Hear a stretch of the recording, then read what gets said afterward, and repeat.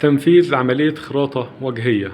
طبعا هتبقى خراطة وجهية وطولية مع بعض، لأن طبعا عندي في أكتر من وجه، فطبعا عندي الخراطة هتتم على أكتر من مرحلة، ودي بسميها عملية خراطة طولية ووجهية مع بعض لأقطار مختلفة.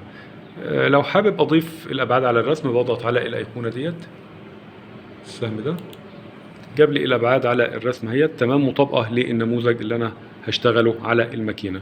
ببدأ أعمل المحاكاة بتاعتي من قائمة كام ويزارد، أختار الخام بتاعي من بلاستيك، نيكست نيكست نيكست، أضغط على الثلاث نقاط دول، أسمي النموذج بتاعي وليكن 888 مثلا، وأختار ديسكتوب وسيف وبوست بروسيس، واقول له نيكست، واعمل محاكاة، اقلل المحاكاة بتاعتي وابدأ في تشغيل المحاكاة، ممكن 2D او 3D.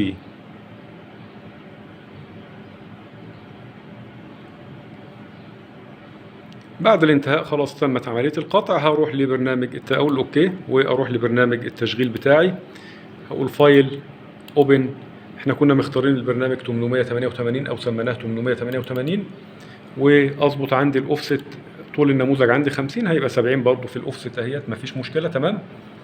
واروح للسرعات بتاعتي، اظبط السرعات بتاعتي عندي الجوجا اهيت 500 قلنا بتبقى 1000، وعندي ال1000 ديت بتبقى 1200 اللي هي سبندل سبيد.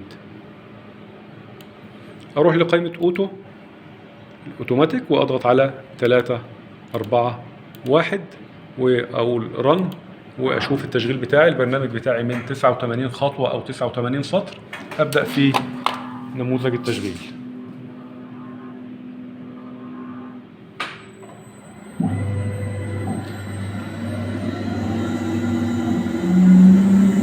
دي عملية الخراطة الوجهية.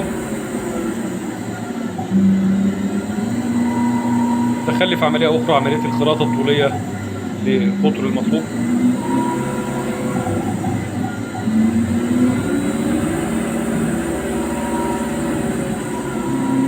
في عندي اكتر من وجه للنموذج.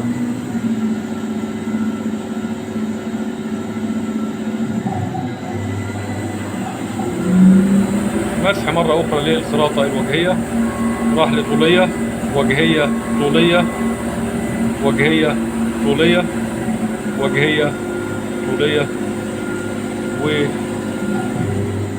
وعندي عملية القطع بعد ذلك. تغيير أداة القطع علشان يجيب لي حد القطع النهائي أو قلم القطع اللي هيقوم بعملية قطع النموذج المطلوب تنفيذه.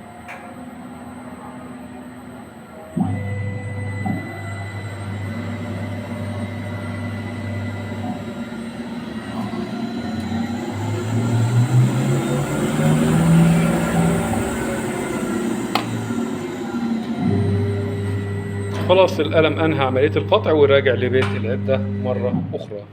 بفتح باب الماكينة وأخرج النموذج بتاعي، وطبعا النموذج بتاعي ألاقيه مشابه للنموذج المطلوب تنفيذه زي ما احنا شايفين.